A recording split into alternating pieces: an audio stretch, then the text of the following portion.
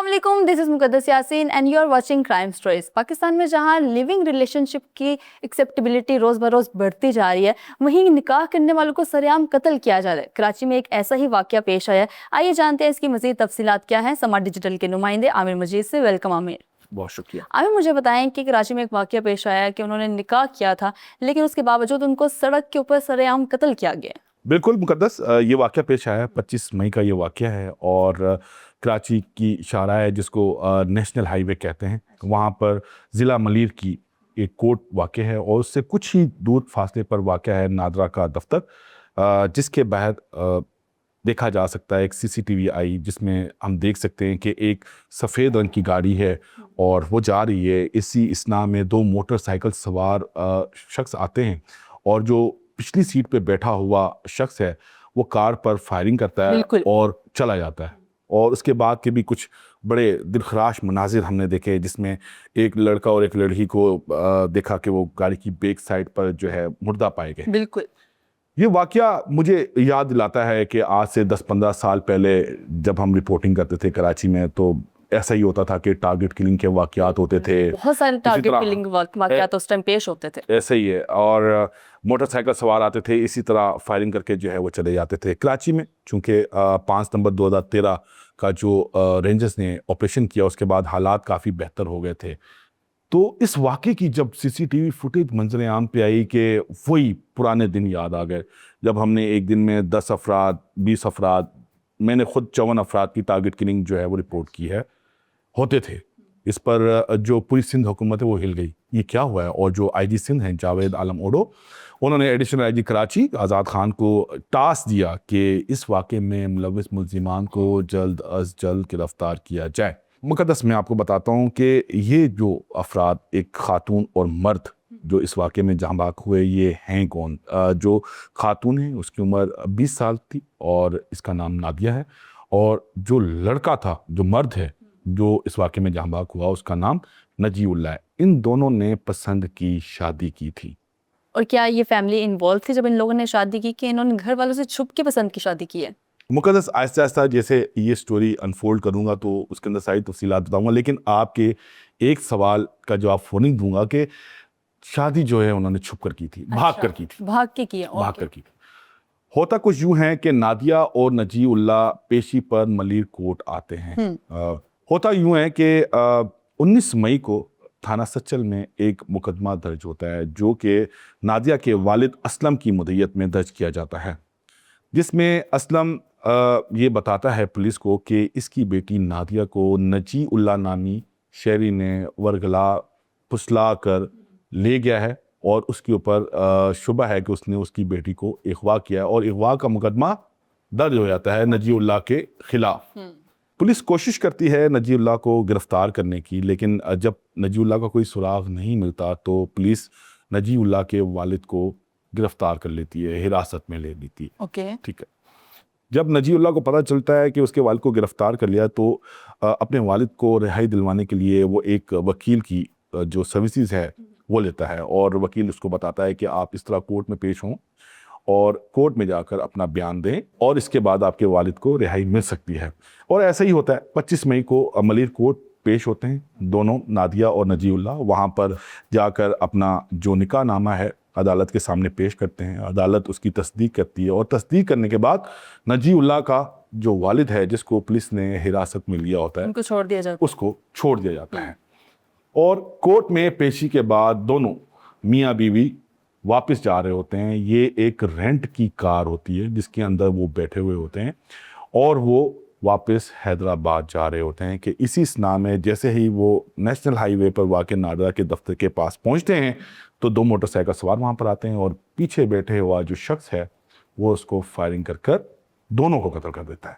IG Sindh इस वाक़े का नोटिस देते हैं और एडिशनल आईजी कराची को गिरफ्तारी का हुक्म देते हैं, और पुलिस 2 ही दिन में कार्रवाई करते हुए एक मुलजिम को गिरफ्तार कर लेती है। अच्छा, लेकिन आमिर, जो मुल्ज़िमान पकड़े गए उनका क्या नादिया या नजीउल्लाह से कोई रिश्ता है?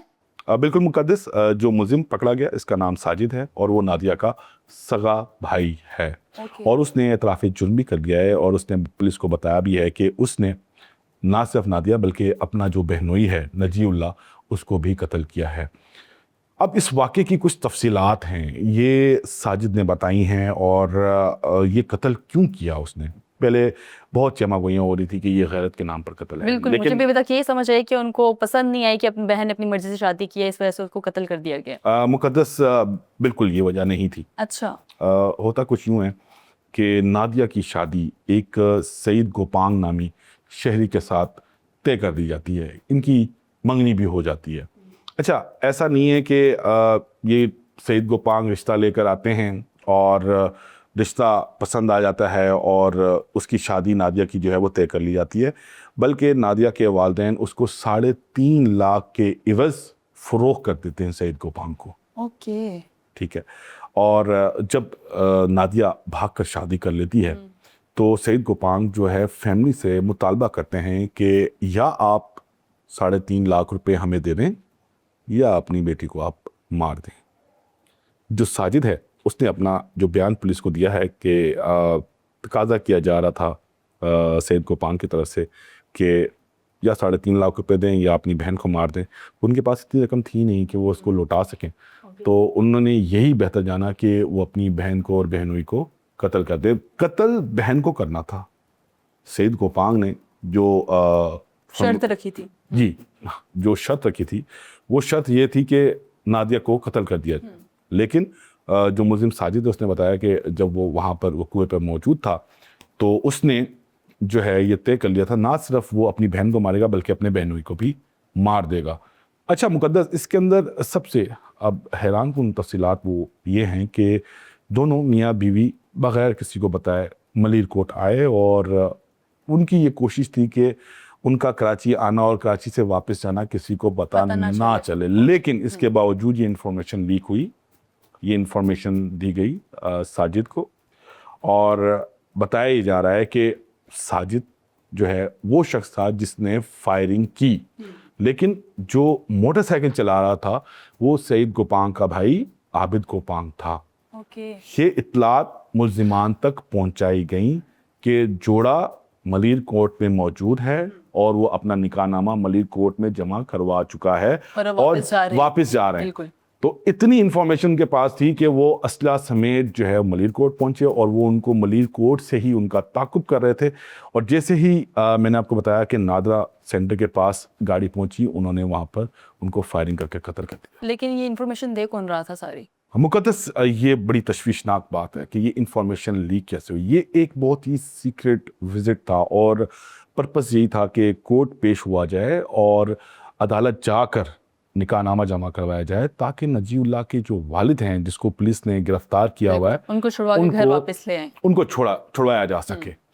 लेकिन ये इन्फॉर्मेशन लीक हुई और ये इन्फॉर्मेशन किसने लीक की, इसकी भी तहकीकात हो रही हैं।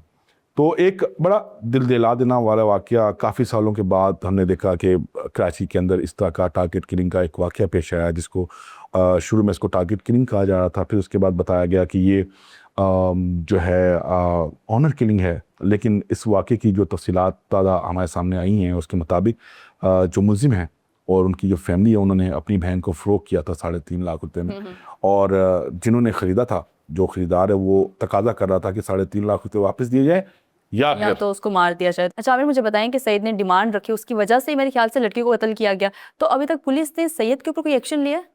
मुकद्दस, पुलिस जो है इस चीज़ को भी देख रही है और जो साजिद का बयान है उसको वेरीफाई करने की भी कोशिश की जा रही है ताकि पता चलाया जा सके कि अब वाकई जो है साजिद और उनके घर वालों ने नादिया को 3.5 लाख रुपए में फ़रोख्त किया था या इसमें सईद गोपांग का कितना हाथ है। लेकिन जो हमारे ज़राए हैं उस बात की तस्दीक कर रहे हैं कि साजिद और उनकी फैमिली ने नादिया को 3.5 लाख रुपए में फ़रोख्त कर दिया था। लेकिन चूँकि नादिया पसंद करती थी नजीउल्लाह को और दोनों ने जो है वो भाग कर शादी कर ली थी। अच्छा आमिर, आपने बताया कि जो नादिया का भाई है उसको तो गिरफ्तार कर लिया गया, लेकिन उसके साथ दूसरा मुल्जिम भी तो शामिल है जो बाइक चला रहा था, उसका क्या स्टेटस है अभी तक? बिल्कुल, मैंने जैसे आपको बताया कि वो सईद गोपांग का भाई है आबिद गोपांग, अभी तक वो फरार है और पुलिस उसको ताहाल गिरफ्तार नहीं कर पाई है। अच्छा आमिर, मकतूल के घर वालों का क्या कहना है? मुकद्दस, नजीउल्लाह का जो भाई है उस्मान, उसकी मुद्दत में थाना सऊदाबाद में मुकदमा दर्ज किया गया है और वो इस केस को परसू कर रहे हैं। चूँकि नादिया के जो वालिद हैं असलम, उन्होंने अगवा का पर्चा दर्ज करवाया था, तो जो नजीउल्लाह हैं उनके जो भाई हैं उस्मान, उन्होंने कत्ल का मुकदमा दर्ज करवाया है अपने भाई और भाभी का, और इसमें जो है जो शुबा जाहिर किया है वो नादिया के घर वालों पर उन्होंने जाहिर किया। और मैंने जैसा आपको बताया कि साजिद जो कि नादिया का भाई है उसको पुलिस ने गिरफ्तार भी कर लिया है। Thank you so much Aamir, आपने ये स्टोरी हमारे साथ शेयर की। जी तो नाज़रीन, ये बहुत अफसोसनाक वाक़या, उम्मीद करते हैं कि हमें इन फ्यूचर ऐसे वाक़यात देखने को ना मिले। हमें आज के शो से इजाज़त, मिलेंगे आपको एक नई क्राइम स्टोरी के साथ, तब तक के लिए अल्लाह हाफिज़।